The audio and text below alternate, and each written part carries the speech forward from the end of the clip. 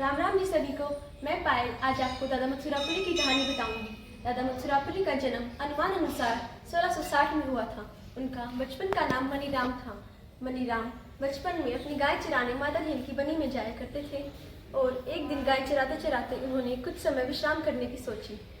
जैसे ही पेड़ की छाया ढल गई तो एक नाग वहां प्रकट हुआ और उसने अपने फन से उस बच्चे को छाया दी। उसी समय कुछ संतों की टोली वहां से गुजर रही थी।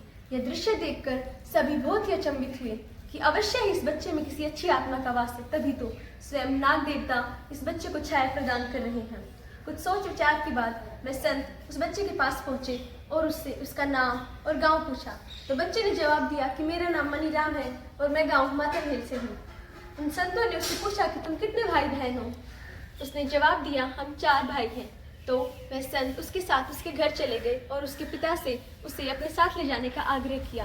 उसके पिता ने पहले तो बहुत मना करा, परंतु गांव वालों और साधु संतों के बार बार आग्रह करने पर मनीराम उनको दान कर दिया। साधु संत फिर उसको अपने साथ मथुरा में ले गए। वहां जाकर उन्होंने उस बच्चे को पुरी पंथ के गुरु को ध्यान तपस्या के लिए सौंप दिया। फिर पुरी पंथ के गुरु ने उस बच्चे को ध्यान, तपस्या, विद्या, शास्त्र ज्ञान सिखाना शुरू कर दिया। मनीराम जल्द ही ये सब सीख चुका था। फिर उनके गुरु ने उनकी परीक्षा ली, जिसमें वो उत्तीर्ण हुए। उनका नाम वहाँ से मथुरापुरी पड़ गया, क्योंकि पुरी पंथ था और मथुरा में उन्होंने तपस्या करी, जिससे उनका नाम दादा मथुरापुरी हो गया। फिर बाबा मथुरापुरी ने गुरु की आज्ञा ली और गांव की तरफ प्रस्थान किया। गांव लौटते समय दिल्ली के पास से गुजर रहे थे। उस समय दिल्ली पर औरंगजेब का शासन हुआ करता था। औरंगजेब के सैनिक दादा मथुरापुरी को कैदी बनाकर कारागार में ले आए।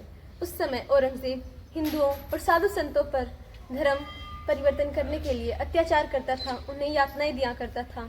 जेल के अंदर बाबा मथुरापुरी को चक्की चलाकर 5 बोरी चना पीसने की सजा दी। बाबा मथुरापुरी की मनोशक्ति से वो खुद ब खुद चलने लगी।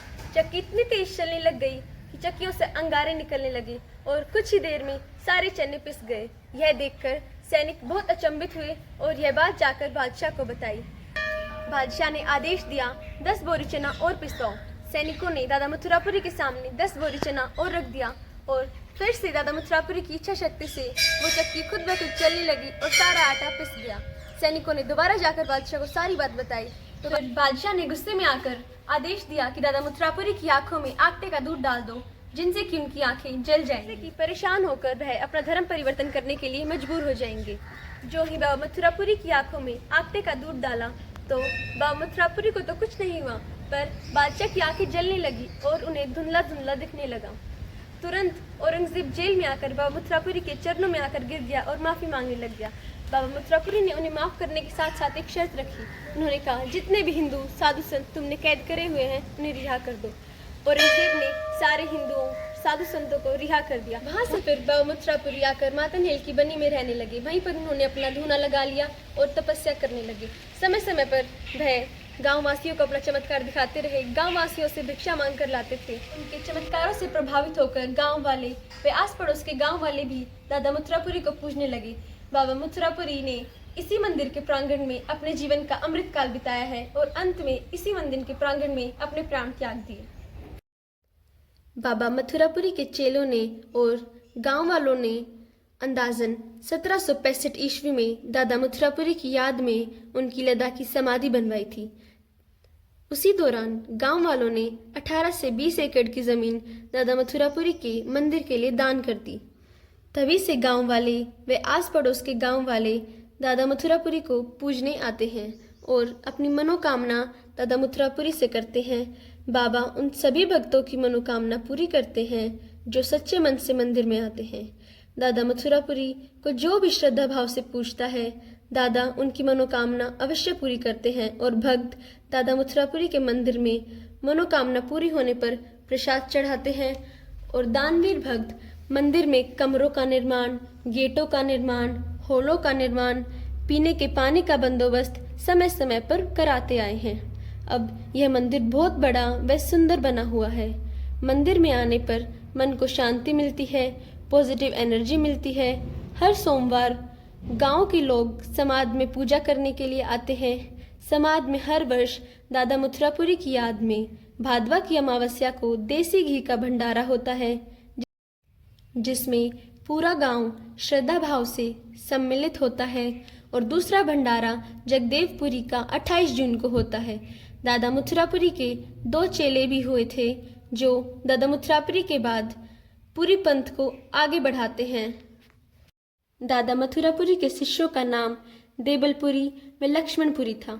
देबलपुरी ने अपनी अलग शिष्यों की वंशवेल चलाई जिनके नाम मालपुरी, सुजैनपुरी, चावलपुरी, श्यामपुरी, चैनपुरी, स्वरूपपुरी व शैतानपुरी था। लक्ष्मणपुरी ने अपने अलग शिष्यों की वंशवेल चलाई जिनके नाम राजपुरी, भीष्मपुरी, हरिकिशनपुरी, बहजपुरी, गोविंदपुरी, छलपुरी। दादा मथुरापुरी व उनके शिष्यों का रिकॉर्ड हमें अंग्रेजों के 1879 के जमीन बंदोबस्त के अनुसार मिला है जिसे हमें मास्टर विनोद जी ने मुहैया कराया है जो कि लगभग दुरुस्त है। शैतानपुरी व छलपुरी के बाद नागा बाबा विनोदपुरी महाराज जी भी अपने समाधि में आए, तपस्या की व ध्यान लगाया और यहीं पर प्राण त्याग दिए और गांव वालों ने उनकी मंडी बनवा दी। उसके बाद बाबा भानीपुरी, बाबा शेरापुरी, बाबा शंकरपुरी, बाबा बुद्धपुरी, बाबा जोतनाथ भी यहीं पर अपने प्राण त्याग दिए थे और अंतिम बाबा जगदेवपुरी ने भी यहीं पर प्राण त्याग दिए और यहीं पर उनकी भी समाधि बनाई गई और इन सबको गांव वाले जल चढ़ाकर पूजते हैं। मंदिर के प्रांगण में सुबह व शाम आरती होती है। शाम की आरती में गांव में बहुत सारे बच्चे शामिल होते हैं और आरती शुरू होने से पहले 7 शंखों से शंखनाद करते हुए व बड़े नगाड़ों को बजाकर साथ में ही घंटियां बजाकर आरती को आरंभ करते हैं जो कि एक सकारात्मक ऊर्जा का स्रोत है और ये शाम की आरती का नज़ारा बहुत अद्भुत व मनमोहक होता है।